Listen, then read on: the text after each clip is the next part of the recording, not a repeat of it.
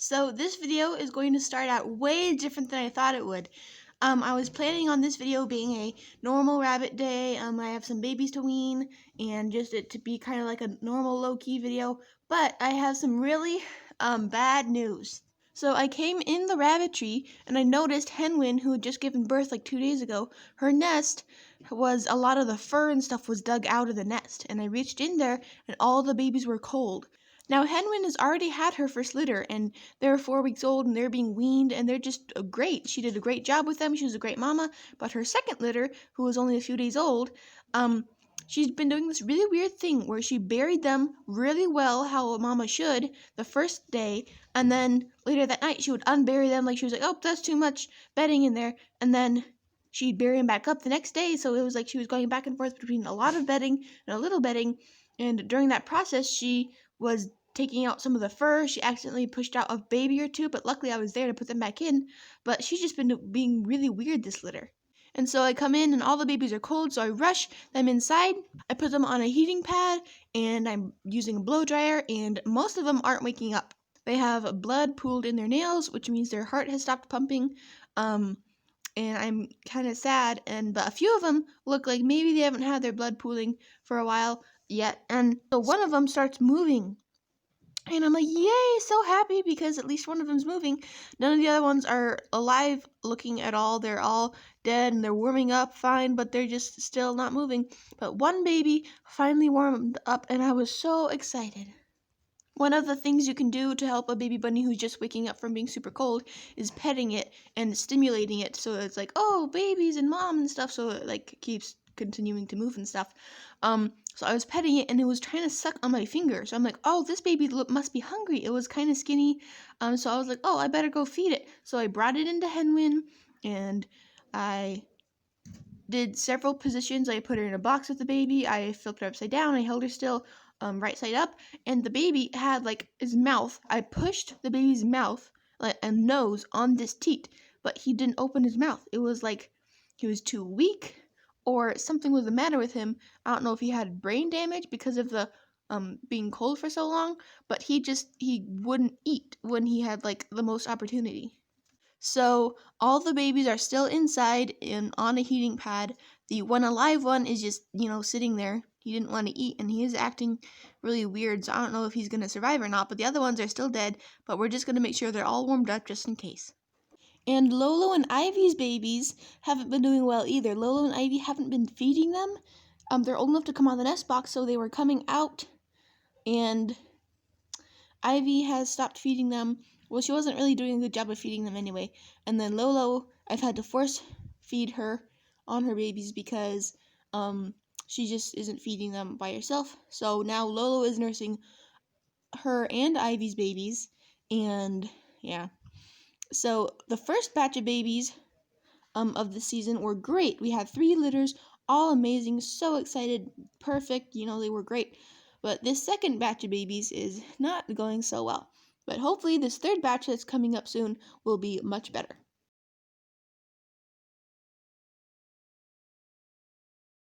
We had 9 babies, 8 of which stayed frozen. Well, they warmed up and they were nice and toasty, but they had blood in their nails. They stayed still. They were dead. So that was really sad. But one of them woke up just fine. We tried to nurse him. He was too weak to nurse. Brought him back inside and put him on the heating pad, and we were still waiting for the other babies to warm up. And he spent most of his day under a towel, curled up, sleeping on the heating pad. It was actually kind of cute. He was all curled up all alone. He was adorable. But then in the evening, he was acting very voracious and like kind of crazy and active. And I was like, oh, yay, maybe he'll nurse now. I got Lolo in my lap and I held her still. I put him on her and he was trying so hard. He was getting milk, but like he didn't get any milk out. He was like on all of her teats. He had 3 or 4 or 5 teats he was trying, but he didn't get any milk. And I was like, what? And then he just got tired and was just sleeping, and he was under Lolo, and I'm like, nurse, and he wasn't nursing. So I put him with the 2-week-old babies. So we have the 2-week-old babies in this nest box, and they can hop out if they wanted to, but it's kind of cold outside and they're used to snuggling together, so I managed to convince them to stay in there.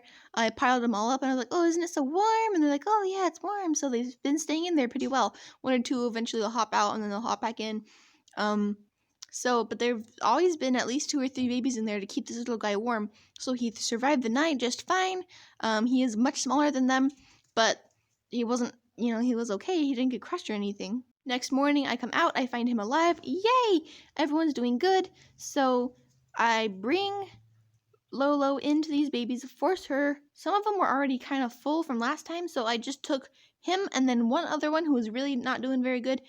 He was still really skinny. We put her so that she had to nurse them, and neither of them nursed. They were just lying there for like 5 minutes. They were under him like, you guys, if you don't nurse when I give you as much chance as possible, you're gonna die. So it's really frustrating how like all these babies are dying. We've had 4 babies die in the past few days. One from a broken back, one from being too skinny, one was like having convulsions, and then they're just not eating. Why would you not eat? So I don't know what the deal with this litter is. Well, I guess it's a kind of 2 combined litters, but still. And then this little guy, I came in just now, and there's a little cold body. Right, this next part is going to be pretty graphic, so if you don't want to see it, then don't watch. Alright. This guy is dead. Is he moving still? What is his deal? He's acting dead, but then his legs are still moving and his arm is eaten off.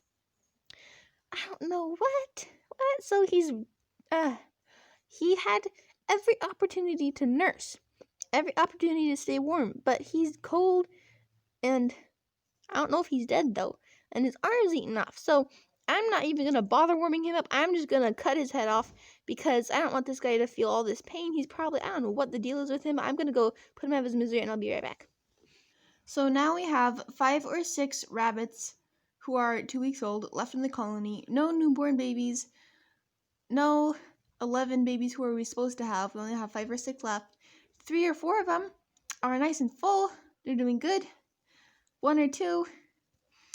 One was doing bad, but he's doing much better. He's getting full. One of them, I don't know what his deal is. He could be dead anytime, and I wouldn't be surprised at all. Then we have all our breeders, and then our new breeder, Dasha. She's so little. So I don't know what the deal is with this second round of babies. These first 3 litters happened all pretty much at the same time, and we had amazing babies. So many great babies.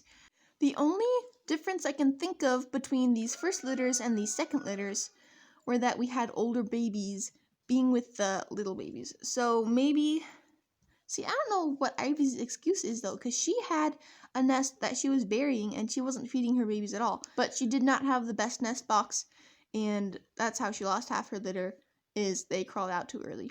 So that could be my fault. I should have given her a better nest, and so I took all the bad nests out of there, so now they're only good nest boxes, so that problem is going to happen again. And then Lolo was having real trouble feeding her babies because the bigger babies were snuggling with them. She didn't cover the entrance to her nest box, she didn't chase the big babies out, she didn't stand guard over her babies, she was just mellow and old. So I'm like, well, maybe she's getting old, but you can't have that where your does are bad moms because there's more babies in there in the colony. That's how it's supposed to work. Everyone's supposed to be okay. You're supposed to bury the entrance to your burrow and it's going to be great. And then I was like, well, maybe she's just weird. So then Henwin is having problems. She's covering it up and then digging it out. I think she was like, oh no, I have to cover it up. I was like, oh, that's too much. But I could be completely wrong. But that's kind of what I think happened. And that caused her babies to get cold because she pulled the fur out, and then I'm so sad. So I'm thinking, what is the problem that caused these moms to do a bad job? Is the older babies in there. But you can't take out the older babies because they are not old enough to be weaned. And I did take them out as soon as they were old enough to be weaned. So then what else could be the problem is, well, we could take out our buck and only put them in for breeding every 5 or 6 weeks so that the babies are old enough to be taken out before the new babies are born. But I don't want to do that because, I mean, I guess I could do that, but I really prefer not to because it's so awesome and natural just to have babies and not have to plan it and figure it out. It's just so stressful. And then what if someone didn't get bred? And then what if this? And what if that? There's all these problems with that happening. Or I could have each doe in her own cage and control everything, and it'll be awful because I really hate that. So my other thought though is, well, it's the holes. They're trying to cover it up. And in the wild, rabbits have burrows and they have like an entrance, a long tube thing. And then I look over and there's this blue tube lying there.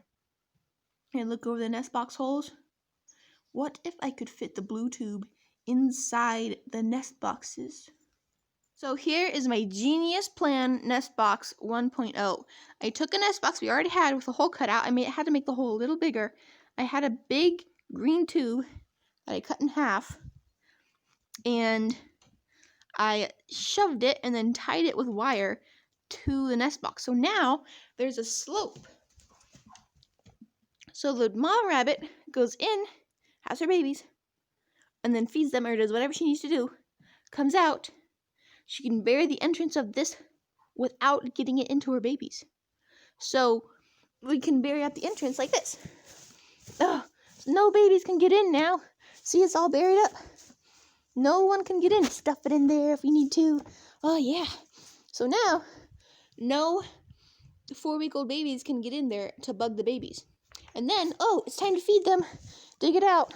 You don't accidentally dig out the babies and all their fur when you're digging it out. And then they go in the nest box and they just come out. So that is my idea. That is my plan. It's kind of slippery for them to get in there, though. They have to do an extra push with their feet to get through. But this is my first attempt. I have 2 of these. So this one has more of a less gradual slope. It'll be harder to bury up, but I might have to fix it, or it might work better than the other one. I don't know. I kind of like having 2 different designs to see which one works better. So yeah, this is what I'm going to try. I've eliminated all the super bad nest boxes. We have some nest boxes that still have holes. Some are just open, which I'm planning on like building awesome ones, but not right now. So for now, quick fix. We have 2 to choose from. So Sayla, who is due, she's back there any day, and then Pepper, who I don't know when she's due. The next 2 bunnies due soon can have a litter in here if they want to. So now all the things that were causing problems are now prevented and mitigated. So hopefully everything goes good this 3rd litter. If there are still problems, I can figure out the reasons of those and then prevent them from happening for the 4th batch of litters. And we'll just keep going until we have a perfected rabbit system that we will just have forever, and it's going to be awesome. So yeah, in this video, there's a lot of death, a lot of sadness, a lot of bad news, but also some very good news, good plans, and solutions to the problems. We're going to see if it works, and it can only get better from here. Well, I guess it can get worse, too. So, but hopefully it only gets better from here. We're just going to keep fixing problems and enjoying the times when we win and fixing the problems so that we don't lose as much next time. So yeah, thanks for watching.